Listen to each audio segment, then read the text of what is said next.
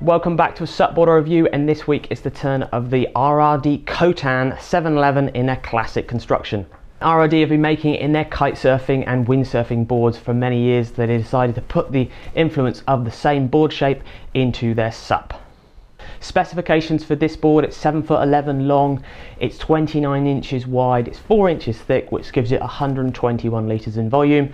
It retails at €1,605 or about £1,370, and this one, when we weighed it, comes in at 8.2 kilograms. It comes with 5 fin boxes, which allows you to run in a quad or a thruster setup, but it comes standard as quads. This has the same construction as the other RRD classic SUP boards. It's an epoxy board basically with an EPS foam core and multiple layers of glass around the outside.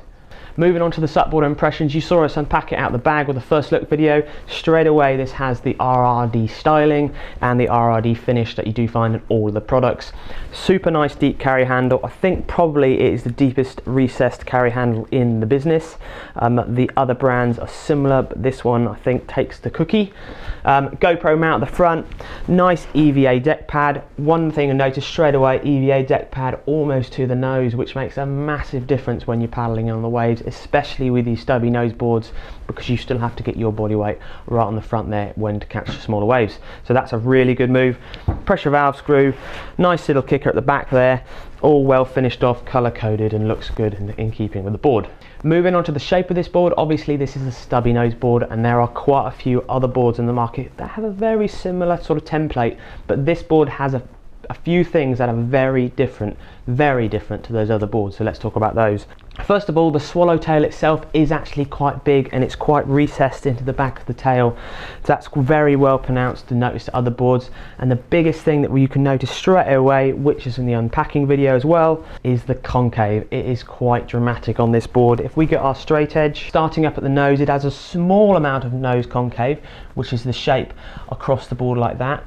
But as soon as you move back into the midsection, that concave really gets spread out and stays pretty deep throughout the midsection of the board. So the whole board is holding that water in, and moving back again, the concave again stays very large and very deep and recessed. It's almost 10 millimeters probably in the bottom there from the straight edge. And then as we get near the fins, what starts to happen, you get a very slight double concave. So there's the center of the board here is raising up, so you have 2 dips either side, and then moving back, that double concave gets a little bit accentuated and off to the back of the tail. This really does make a difference to the ride of the board and how it picks up the wave, and also to the rail shapes. The rails, they've done quite a bit. It's quite hard to explain what they've done, but it feels like the rails are more pinched on the bottom, so they're more wrapped in at the tail. Obviously this is due to having the concave as well, will make a difference to how the rail joins the concave. So that's what's happening there. The performance of the board is really good because of those combinations, but we'll go on to those in a minute. Looking at the fins, this board comes with 5 Futures fin boxes, and it is available as a standard in a quad, so it only comes with quad fins, with 12 centimeters for the front and 11 centimeters for the back. The fins themselves are a lovely shape, and they're really well finished off, and they fit the board perfectly. Nice and lightweight, similar sort of honeycomb construction as you might find on other boards in the market, but they actually do feel very sharp and very crisp, and a little bit thinner than some other boards in the market. Last but not least, on the bottom shape, the rocker line template, which is the curve of the board from front to back, is pretty generous curve actually. Quite a bit of nose kick, a nice bit of tail kick, and a tiny flat section in the middle. So it's really designed for that performance surfing, that real turning on the wave, and obviously with the concave, the generating speed and holding you onto the face and pushing the water back towards the fins. So moving on to performance and what it's like to paddle out back and catch a wave. So obviously the template shape is very similar in volume sort of displacement as other sort of stubby nose boards. So it does have that pretty stable feel for a 120 litre board, but at the same time you have got to remember you are surfing stubby nose boards, and if you haven't surfed one before and you jump on a stubby nose board, you will know what we mean by the feel of a stubby nose board. Because the nose is cut off at the nose and the tail, the board is very stable, but it has got this slightly different feel to it than a more traditional longer board. It's not hard to surf, not hard to stand on, but it's just something you have to be aware of when you ride these stubby nose boards for the first time. So it's pretty easy to stand on, 121 litres, 29 wide, offers a large amount of stability. through chopping over bumps, the board is absolutely fine, and it has a nice thin nose to it, so if you do get any water or white water, the white water pretty much comes straight over the board, and then it offers you that large amount of stability because of the tail and nose when you get over the wave to keep going and keep paddling. When paddling for a wave, the large concave throughout the board into the double concave at the back really does help you glide and track easily onto the wave. And also, as we said before, the larger EVA deck pad is a real winner because you can get your front foot right up on the nose now on those slopey waves and pretty much catch any sort of wave you want to go for. We're really lucky at SUPboarder to test a lot of other sort of stubby nose boards and some other with a very similar template shape to this, and they all have their pros and cons, to be honest. The RRD COTAN pretty much has the whole package in one little parcel.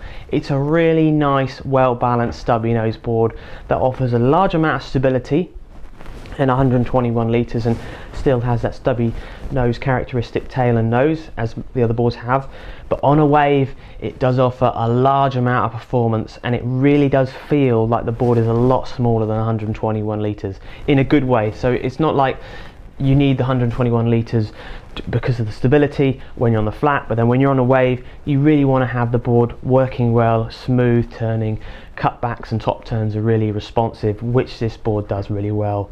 It's got to be to do with a large concave, the good rail shape and the quad setup. We didn't even use this board in the thruster setup because we were so happy with it in the quad.